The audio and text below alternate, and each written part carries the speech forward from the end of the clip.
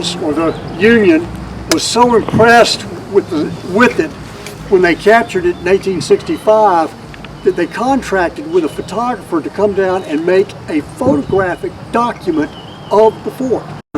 Remember that they had not, publishers had not yet figured out how to photograph the importance of Fort Fisher. The first one to really give it any attention was James McPherson. Lee taken that if Wilmington fell, he could no longer support his army, and if his army was defeated, so would the Confederacy. So as long as Wilmington remained open to the smuggling trade coming out of mostly Great Britain, then the Confederate Army could live to fight another day. And they did. The war lasted far longer than anyone anticipated, as you all know. And blockade runners were the reason for that. At least 50% of everything the Confederacy used to consume came in on board Confederate commerce vessels called blockade runners into Wilmington, and Wilmington by 1863 was the most important seaport, and by the following year the most important city. All right, so this was a military construction project ongoing throughout men the war. built these sand barracks. Captured, underground bunkers where soldiers could go during a heavy naval bombardment, or where they could keep gunpowder and artillery shells. Then there would be, well, we'll see, there's artillery in each one of those gun chambers. So you've got the land front, so you could almost throw a rock from the river to the ocean. It ran for about 680 yards from the river to the ocean. It made a 90-degree turn and ran for 1,900 yards. So you can move them around with men or horses and mules. Napoleon 12-pound guns. Fort and having these cannons packed with canister. Canister literally came in a tin can and was packed with lead or iron balls. You could put nails in there. And when those things were fired, it was like a big giant shotgun shell. So imagine being a Union soldier and having to attack this fort. 1/2 a mile to the north was completely cleared off. So the Confederate soldiers could clearly see you rushing toward the fort, and they could fire not only their rifled muskets at you, but they could fire these light pieces of artillery at you too. We are at the walls of the fort that are all sand, and we're going to go up and see that gun. This is a 6.4-inch naval pattern 32-pounder rifle cap, meaning that there are lands and grooves in the barrel, as opposed to a smooth bore, which really just doesn't have the range or accuracy of a rifle cannon. The nomenclature is a little confusing. The Armstrong, 8-inch 150-pounder Armstrong, it weighs 7 tons, but it fired an 8-inch projectile that weighed 150 pounds. Cannons on board 64 warships. Only 47 cannons were mounted in Fort Fisher. The USS Colorado, a steam frigate with the largest armada assembled in American history up to that time, had 50 cannons. So on that one ship alone, there were more cannons than there were in all of Fort Fisher.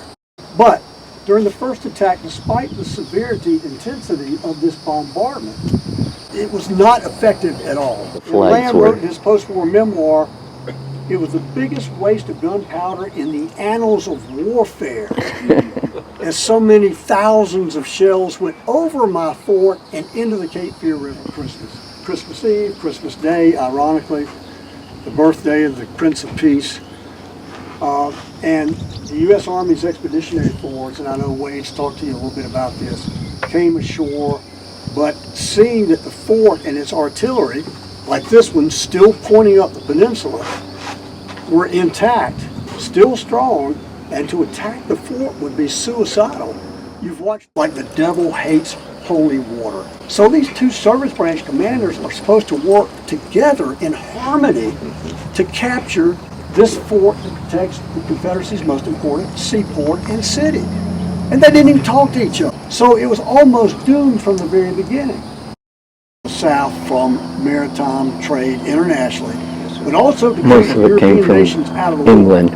And they did. They vowed neutrality. But they turned a blind eye to any merchants, shippers, exporters, importers who wanted to smuggle goods into the Confederacy. Made 4 trips through the blockade with the understanding that 2 runs through the blockade, ships' cargoes were paid for. Everything else was gravy. 80% success I used running to the ask my students, blockades. how did Rhett Butler and go? You can see how high the sand dune is. She said, Albert would have loved this for 2 reasons. Number 1, he was the center of attention one more time. You knew, Albert, you had to be the center of attention. And number 2, he beat you out of the cannon. His former commander of the Army of the Potomac, who he had fired not once but twice. So he is the Democratic nominee for the presidency in 1864. And the war was going so badly in Virginia, as you know, between Grant and Lee for possession of Petersburg, that Lincoln told members of his inner circle, I will not be returned to the White House unless the tide turns in favor of the Union. The War of 64 was of no never mind to the Lincoln administration of the War Department. They wanted to capture Richmond and then Chattanooga. The battle here was to help re-elect Lincoln. And as you know, And the attack was an at the absolute same time, failure. Fisher was a defeat for the Union. Sherman captured Savannah. And then Grant was going to move his 60,000-man legion by sea to southeastern Virginia. But Sherman, having so successfully marched through Georgia, destroying everything in his path like an army of army ants. Army of army ants? The nest of secession. I will not deny my soldiers the opportunity to make South Carolina howl for starting this damn war, he wrote.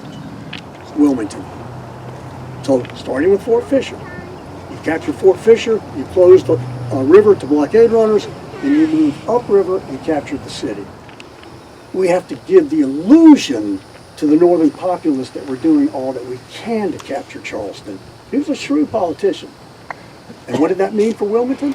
All those blockade runners that had operated at Charleston went 175 miles up the coast to Wilmington, where the success rate, 80%. They were making money hand over fist. And the lifeline of supplies from Wilmington to Robert E. Lee in southeast Virginia along the Wilmington-Weldon Railroad was wide open. So why didn't the Federals attack Wilmington earlier? And again, it was because they could not get the political and logistical support they needed, and they went after Charleston instead. Wilmington's remained open. Okay. Charleston siege was the longest of the war. Again, I could stand here. View of this fort, all sand that absorbs shells being fired into them.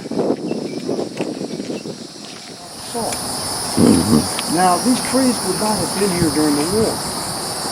This was a maritime forest in 1861, but it was an ideal place to build a fortification.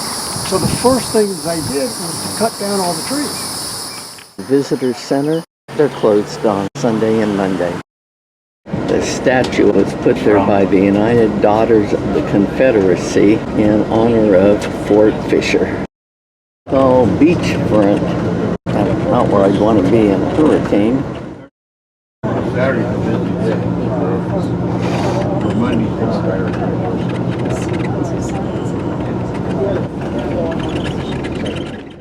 It's probably the Cape Fear River. The Camerons owned the land where the Battle of Forks Road occurred, and they donated the land for this museum and a sculpture park. This was an important closing battle in the Civil War and partially fought by colored troops.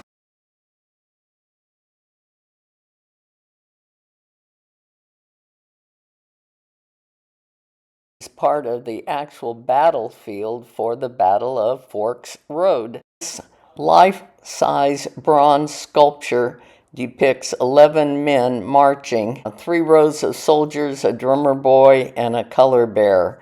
And this is located on soil where U.S. colored troops fought.